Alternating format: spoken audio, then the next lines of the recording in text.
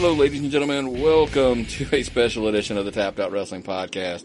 I am Nick McDaniel. I'm not joined by Myron today, so that's kind of a funny plug. It's good to be free sometimes. I figured I'd go out and get somebody that has been around for a little while with us. You guys are going to recognize the name, I'm sure, because he's one of our Twitter buddies, to say the least. But he's got a lot of stuff going on, man. So we wanted to reach out to him. Wanted to bring him on. He's got a YouTube channel. He's got a book out. All this kind of stuff, which we're going to get into. It's our main man, Scottie Richardson. Buddy, how's it going, man? How's it going, Nick? Man, I really appreciate you having me on. Oh, absolutely, brother. Not a problem. Hey, I was on your show, right? Absolutely. So we've had you on before. We've had, we were on your show. Figured it was time. We've worn each other's T-shirts. Exactly. We're wearing shirts and all that good stuff, so we might as well. But we got all kinds of, this is a funny thing. You and I have so much in common that it's not even just wrestling. I mean, we're both collectors from comic books and the other stuff. Oh, yeah. Here I sit in my office and you could probably see over my shoulder books, comics on the wall, stuff like that. And I know you've got a big collection too. Totally non-wrestling related. I'm going to throw a curveball at you right out of the gate. Avengers this Friday. You going? Oh, absolutely. IMAX, taking my 6-year-old son. My wife's going. It's going to be great. When the first Avengers movie came out, that was one of the first movies where this is the movie we've been waiting to see for our entire lives, right? Oh, yeah. 10 years. I mean, this is it. This is the big one. They're finally getting ready to wrap a decade's worth of movies up, so I 100% agree with you, man. I can't lie. I think we're torn because we've got that big WWE event that's going to be noon, because it's in Saudi Arabia. So we're trying to figure out, can we go at 10 a.m. and catch the Avengers movie and get back in time and kind of watch it on fast forward on the network or something like that. So that's our plans for Friday. So if you got anything you expect us to do on Friday, probably not happening. So not happening. Not happening. We should review that show. Movie. We should. That would be a good project for us, wouldn't it? But speaking of collectibles, what else you got going on, man? Before we get too far into the meat of this stuff. Well, you want to talk Wrestler Weekly? Well, no, man. I want you to tell me real quick. You were telling me about a cool little treat that you're working on getting. Tell the fans. I mean, that kind of stuff to me is intriguing. Well, the big thing is, and people that watch our stuff, and hopefully we get some of your people to come on over and take a walk to the Wrestler Weekly side as well. But I'm a big collector, and whether it's comics or baseball cards or, you name it. But in wrestling memorabilia, I feel like I've got pretty good collection. But I've got a little insight, a little buddy of mine from Japan, and he and I had a conversation today because I am trying my best to get my hands on a ticket stub from November 11th, 1979. I think that date's right. I may be way off, but it's November 1979. It's not November 11th. I actually was given a ticket stub from November 11th, but that wasn't it. But November of 79, Bob Backlund loses the WWF title to Antonio Inoki. I know it's not recognized. You go to Wikipedia, it's not recognized. But Nick, we've seen the footage. It's on YouTube. You can watch it. A clear 1-2-3 pin, melee in the ring. But no, I'm trying to get my hands on that, and the ticket stub from that event would go great with my Starrcade 83 ticket stub. So hopefully we can work on that. But yeah, November 30th. There it is, Nick. November 30th, 1979. Fans can go to YouTube and watch the clear pin. Antonio Inoki should have been world champion. And you're a big belt collector too, aren't you? Yes. I've got a great U.S. title, the red leather, the Mid-Atlantic NWA red leather, and then obviously my 10 pounds of gold, which is signed by everyone that had it, which is fantastic. But I'm actually working on the Mid-Atlantic NWA TV title with the tan leather, the Ricky Steamboat, if fans know that one. So having a little talk with my friends over at Legacy Belts. So there's your plug for those guys. Oh, awesome. The friend of the show, you know Jay-Z, right? Oh, absolutely. Yeah, he's a big belt collector, friend of the show. Yeah, I was going to shout out. Yeah. Yeah, Jay-Z was one of the very first followers of Wrestler Weekly in our infancy in October of 2016. So Jay-Z and I go way back. Awesome. Yeah, Matter of fact, Nick, Jay-Z has actually got a quote in my book. Oh, there we go. We'll have to tag him in this. Let him know. Yeah, definitely. Hey, and that's what we're here to talk about is the book. But real quick before we get to the book, because we are going to talk a little family, a little bacon, and a lot of wrestling, right? That's what we're here for. But real quick, you've already mentioned Wrestler Weekly a couple times. Kind of give us, if somebody hasn't caught Wrestler Weekly yet, where do they go? What's it about? Because you got tons of stuff going on over there. Absolutely. Wrestler Weekly began October 2016, and really we started as Wrestler of the Week. We were doing every Wednesday. We were doing a Wrestler of the Week, and it just evolved. And so every day we do a daily theme. Today we're recording this. It's Monday Mag Memorabilia. So put out a great mag of Ricky Steamboat with great looking hair and a U.S. red leather title. So you can find that magazine. But we're on Twitter at Wrestler Weekly, Instagram, Facebook, and then YouTube. But on Twitter, Mike Leotis, who does our day-to-day operations, and then Reggie, my brother, we're all involved in the overall brand. But Wrestler Weekly, you're going to find classic, old school wrestling. I grew up in the Mid-Atlantic area, which we'll talk about in a few minutes, but moved to Florida, so I got a chance to be exposed to Kevin Sullivan and that part of Florida wrestling in the 80s. And so, we'll talk about many different topics. Tuesday we have discussions, Wednesday Wrestler of the Week, Thursday Throwback, Saturday's the good day because that's a show-off Saturday deal, and Sunday we're throwing out shout-outs. So it's a big deal on Twitter for Wrestler Weekly. We are close to 10,000 followers, Nick. We're less than 100 away, so hopefully we hit that soon. And then on YouTube, go and subscribe. Wrestler Weekly Presents just wrapped up Season 2. You were on this season. I was.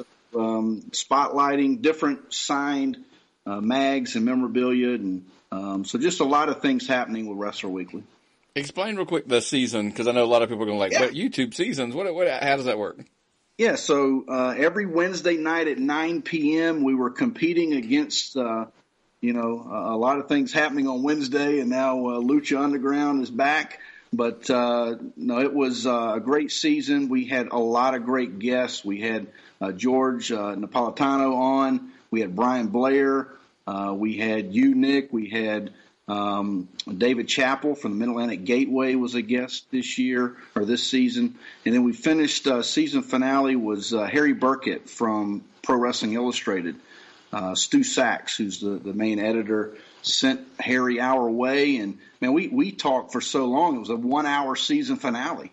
And so that was typically, season 1, I was going 15 minutes. So this season we're going 30 minutes, and season finale hit 1 hour. But we're showcasing magazines, and this year we did a lot of territory talk. So we were showcasing programs that were only sold at the events.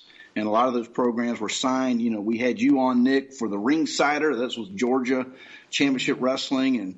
And so we went around territories and talked about just the wrestling that happened.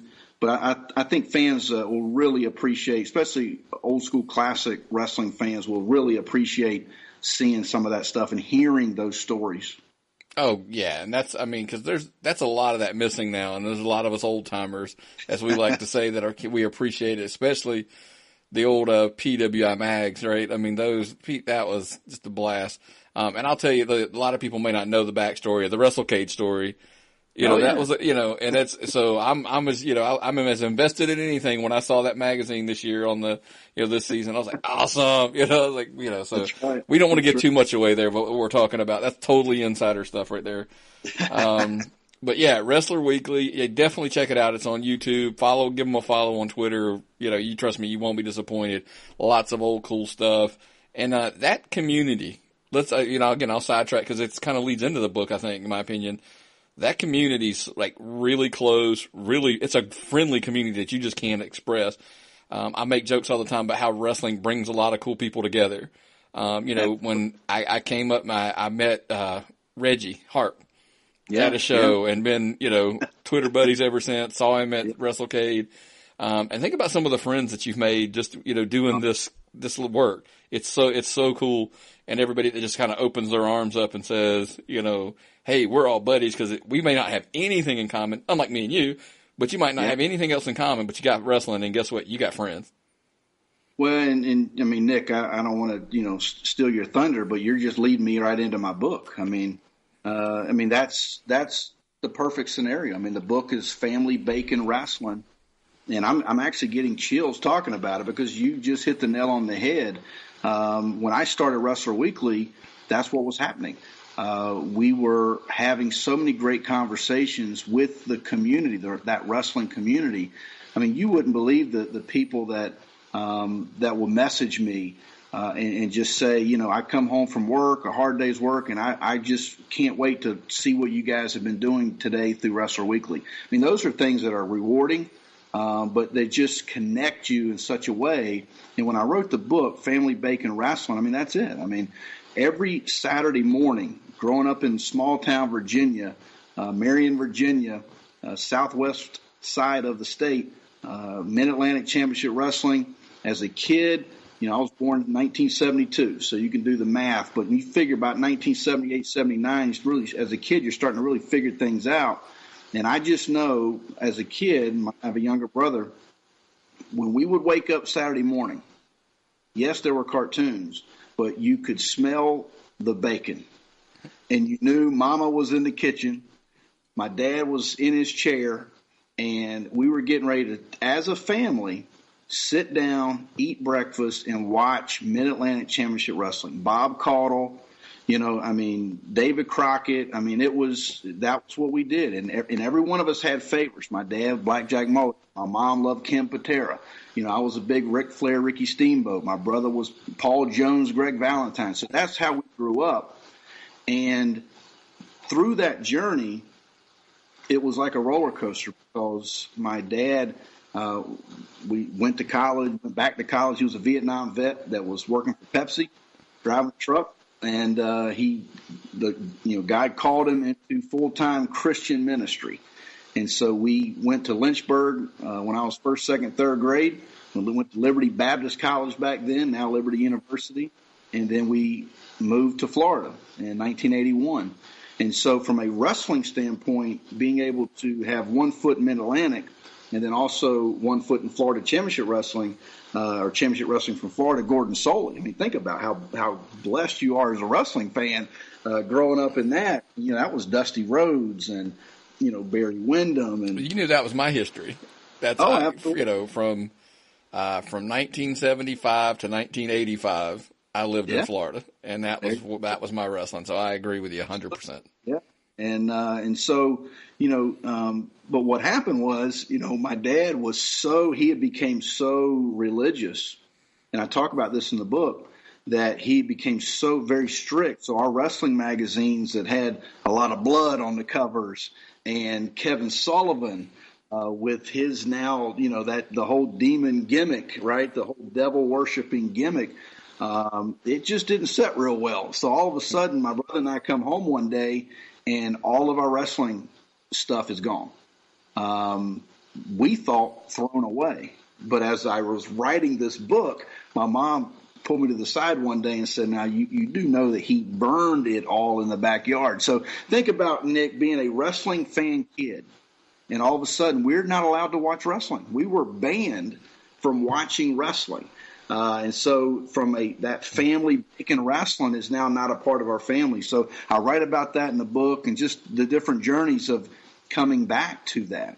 And just one quick story, it was 1987, and we had missed wrestling for a while. We only heard about it through friends at school or wherever we could sneak and watch it, like we did, MTV, right? And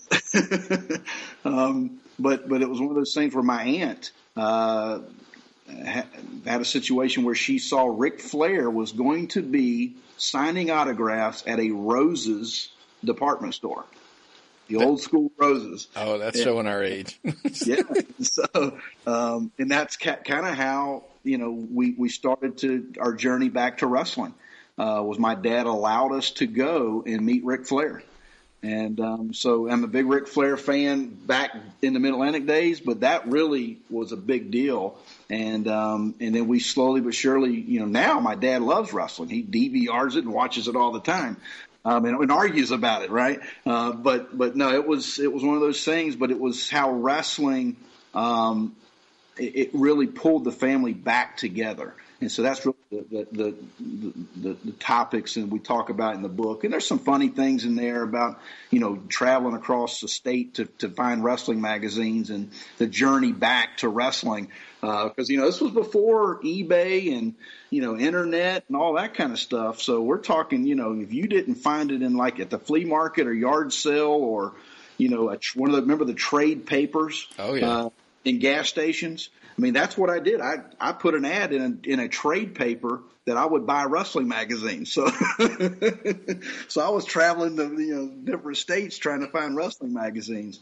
But no, that's what the book's about, and it's just a connection. But the last chapter, Nick, is all about the fans.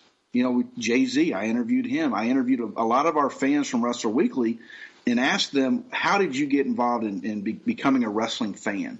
And it was just so good. Because that's really what it's about: family, bacon, and wrestling. Yeah, and it's because all the cool, the story I think I've told you before, told you again. It's like, how do you get into wrestling? My first memory is sitting in my great grandfather's lap watching Dusty Rhodes on TBS. Yeah. And then haven't turned back since. 40 years, it's still going. And you're right. A lot of the bonds we make, not just with our family, but even friends. Stories we look back in history, it's like, back in, I remember in high school sitting at the lunch table talking to my friends about wrestling. That's the memory of high school. I mean, which is crazy, right? That we're, 20 plus years ago, and that's what we talk about, those kind of things. So, and that's wrestling. Well, and think about this, Nick. I mean, you have a podcast and I'm a guest, and I have a show on YouTube and you were a guest, but it's so far beyond that. I mean, just for people to know our relationship, I mean, we would not know each other without wrestling. Oh, absolutely. And it's beyond being a guest on a show. I mean, when I was going through some tough things about 6-7 months ago, and I reached out to you and Myron, and we had a great 1-hour conversation that was not recorded. It wasn't on anybody's show. But that was real. That was real people connecting, and we did it through wrestling. Oh yeah. And think about the cool people you've met. Just like I said, even things that, being hooked into this and this business, whatever you want to call it, people you've interviewed, people you've talked to. Even like I said, I always tell people some of the coolest stuff that's happened to us, it's not been on our show. I mean, it's, meeting this guy, meeting that guy, now Ron Fuller was on our show, but, I got to meet him in person at a show. There was no mics, no cameras, nothing recorded, and I just got to sit there and talk to him for an hour. Yeah, and stuff that's like that's crazy.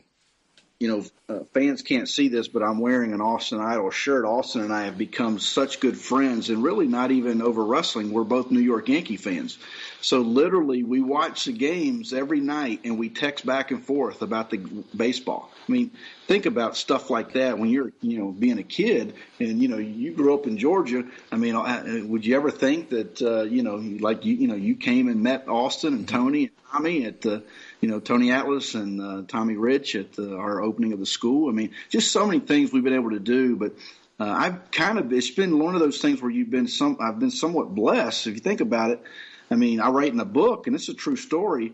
My brother and I are coming back from a trip, and we stop in at a gas station, and I'm pumping gas, and a car pulls up beside me, and it's Nature Boy Buddy Landell. I mean, pumping gas beside me. I mean, stuff like that you can't make up. I mean, it's just crazy how wrestling has been so intertwined with our lives.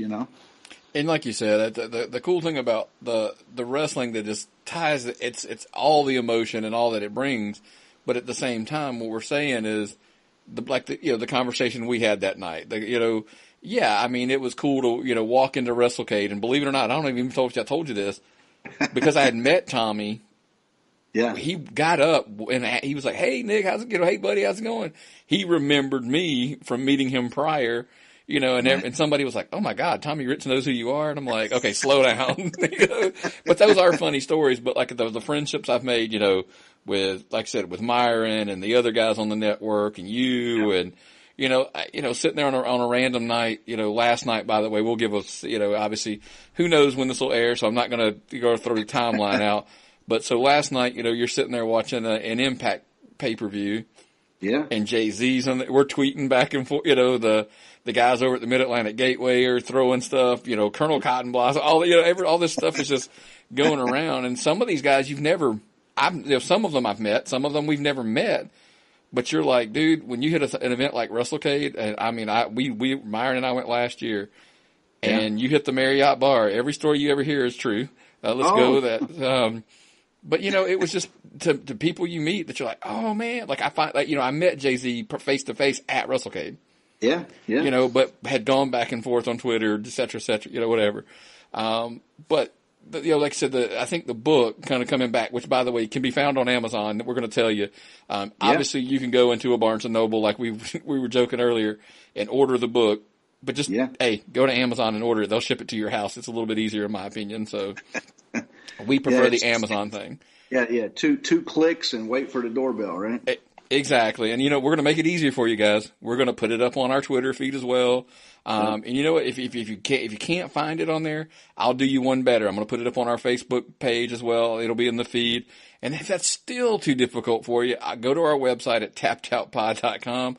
I'm going to put a link. It'll be an image of the book, and it'll be an Amazon link, and you just click there, and it'll take you straight to it. So I'm really going to make it easy for them to find the book, man. That's the best thing we can do. That's awesome. So kind of give us a delve into the hair more. Tell us more. What are some other things in the book we just got, we got to catch. We got to make sure we get it. Yeah, I think if you are a fan of old school wrestling mags, before the internet, before cell phones and apps. I mean, we were in one territory, so we didn't get to see superstar Billy Graham. In Dusty Rhodes, right, in the bull rope matches. I mean, we had to read about those in the mags, and so that's the cool thing about it. Being a kid that really, the wrestling magazines are so special to me. And then as a kid, you talk about meeting your idols. As a kid, for me to be able to interview a senior writer from Pro Wrestling Illustrated, and it go off so well that I get an invite. Stu Sachs invited me to come up to Blue Bell, Pennsylvania, to PWI headquarters for a visit. And so, those are just things you can't make up, and those are dreams. But as a kid, that was just so special. My favorite was Inside Wrestling, because you could open it up and have a big 2-page of the ratings, and it had all 3 promotions: AWA, NWA, WWF or WWF. Had the most hated list, the most popular, and then they had the tag teams. And so, every month, and I wanted to go through and just, make sure it was. I was talking to someone the other day about this. When I was coming up, it was Bob Backlund, Harley Race, and Nick Bockwinkel. Those 3 guys had strangleholds on those world titles. And so you would open that Inside Wrestling, and if you saw like Dusty Rhodes with the NWA belt, those were like special, right? You open it up and it's Jumbo Tsuruda's the AWA champion. What's going on? So I talk about that in the book. And I'm a collector. So, we were collecting mags, and then we were traveling around. It took me about 13 or 14 years to get all 4 Horsemen and J.J. Dillon signed on a magazine cover, the old PWI. So I write about those journeys and being able to in the events. I was there to see when Ric Flair ventured over into the WWF. It was those house shows he was doing with Hulk Hogan. They never were pay-per-view and WrestleMania, but they did a lot of house shows. And I was in Jacksonville, Florida, where we were living, and got to see Hogan and Flair in person. think about that when you're coming up in the 80s, right? And so, there's just a lot of things that I've been fortunate and to be involved in. And then, spent some time, just getting to know wrestlers. And so, I'm just, again, privileged to be able to write the book. I'm glad that it's out. It's been a process, but I think people, and it's not really. I think they'll enjoy it, but I think that it's more, Duke from Duke Loves Wrestling, which you and I both know Duke. He is, and I'm going to be on his podcast this week, which is the week of April 23rd, but Duke is one of my 3 reviewers. I mean, to have Mike Mooneyham, who's in about every wrestling writing Hall of Fame and there is, he reviewed it. Jim Valley, which you and I both love Jim. Yep. He's on a couple different things and podcasts, and works with Cauliflower Alley Club now. He's going to be their MC at the big event coming up in Vegas. But Duke, he reviewed it, and one of the things Duke said, I think, really hit home was that yes, this is a wrestling book, but it's a family book. It's more than wrestling, and so I think people that are, my sister-in-law. Bought a copy, and she doesn't know anything about wrestling. She thought when I was talking about Billy Graham in the book that the Reverend, she didn't know Superstar. So she got a copy. She loved it. She read it in one sitting. So it's a short read, which is great for wrestling fans. But I think that I think it'll hit everybody. Well, and that's, because again, it goes back to wrestling at the core plays on the emotions. That's what it does, right? It's theater that plays on emotions. And when everybody gets invested, and like you said, I think we remember it's Saturday here in Georgia. I'm going to tell you a little backstory is that we used to sit down because in Georgia, Joe Pedicino ran a show here called Superstars of Wrestling that was like 7 hours long, and it was promotion after promotion after promotion. But you're right. It was me, my cousins, my brothers, my mom, my dad, and as the night went on, because by the way, this program went off the air at like 3 a.m. As the night progressed, obviously people would fall off, and it was always a game to who's the last one up watching, at 3 a.m. And it was AWA. And funny story you were just talking about, going to those wrestling mags and looking for those rankings every month.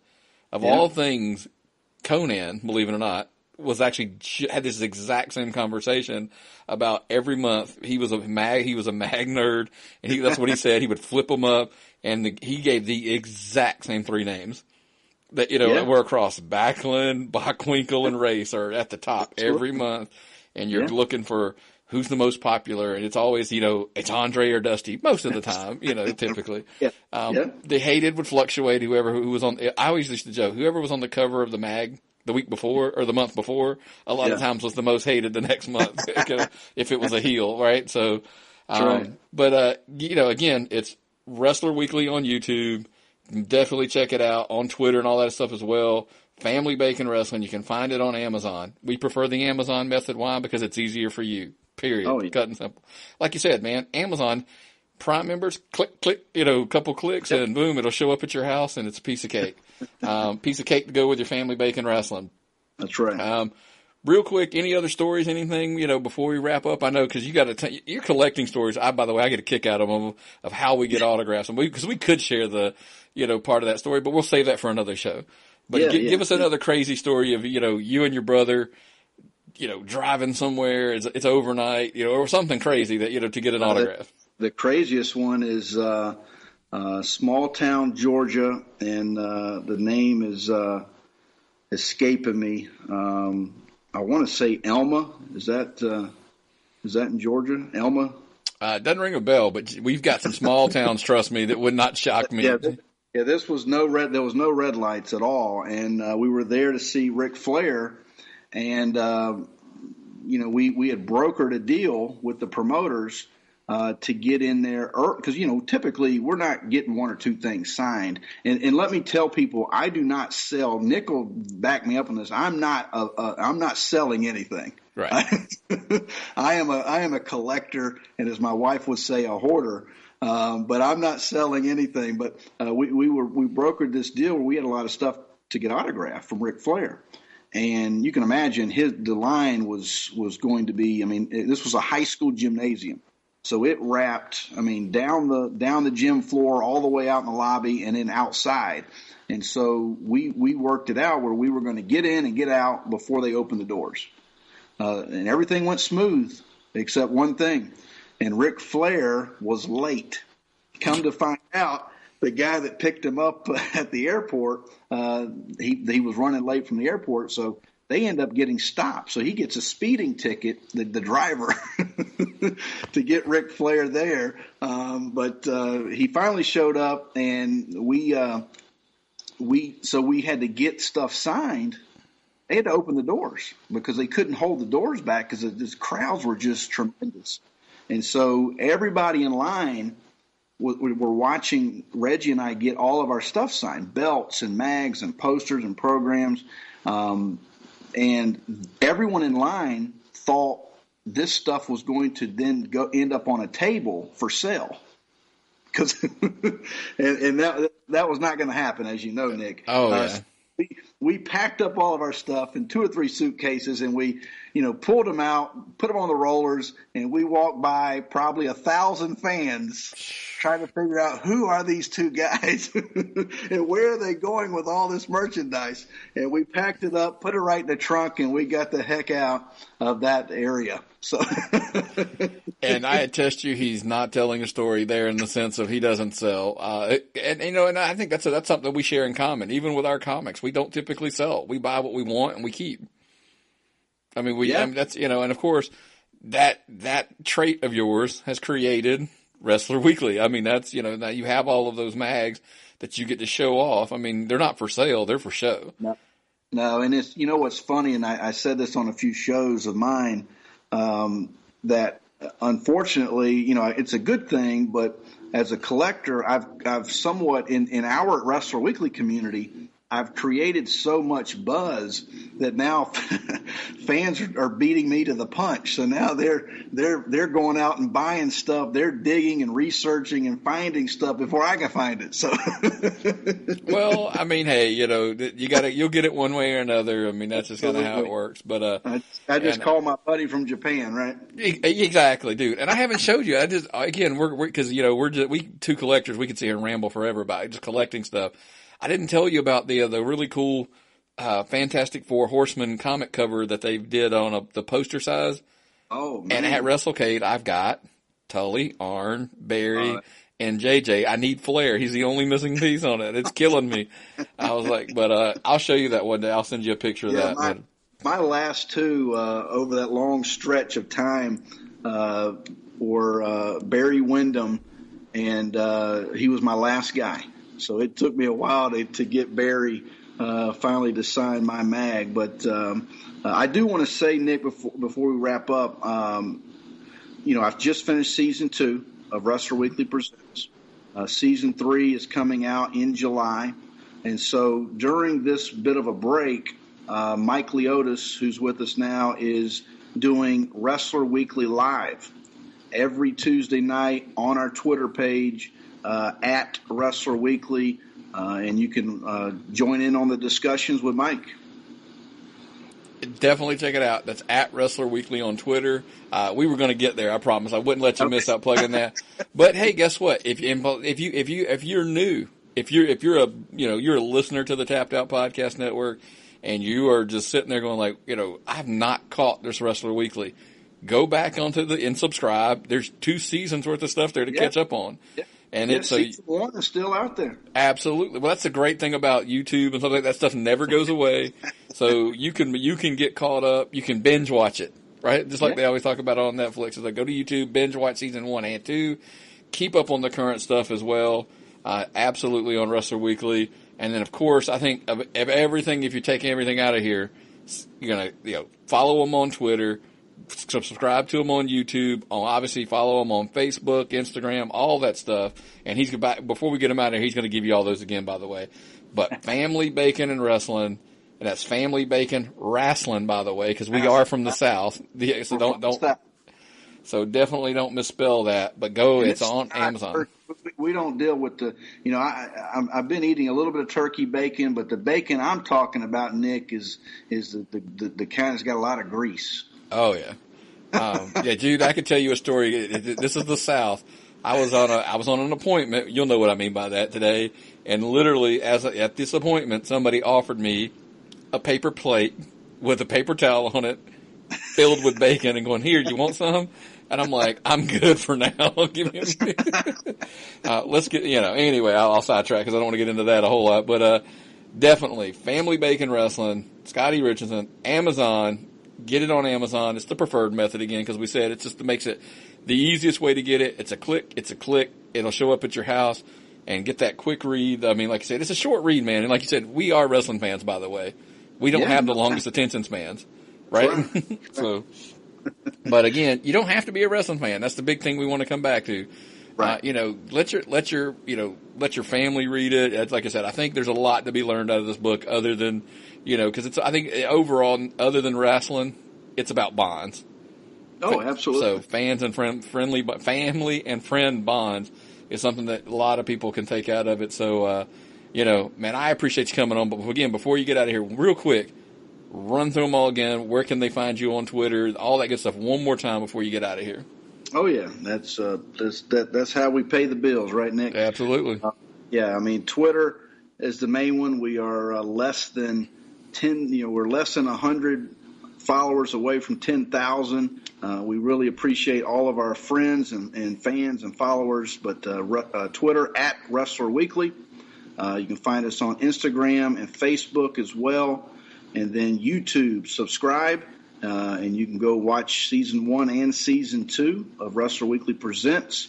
Also, Wrestler Weekly Live coming up on Tuesday nights now before Wrestler Weekly Presents kicks off Season 3 in July. And in that season, Nick, we're going to spotlight 8x10s signed and posters that are signed. And they're going to be fantastic. I went through some of that stuff the other day, still adding to that collection. Matter of fact, Harley Race and his son Leland have a box that I just sent them. So I can't wait to get that back because that'll be great to show our fans. But also ProWrestlingTees.com. We've got T-shirts out there for you, and we've got some Family Bacon Wrestling T-shirts coming. So to support the book as well. So that'll be something exciting. And then obviously Family Bacon Wrestling. The book is on Amazon. Go out and get that.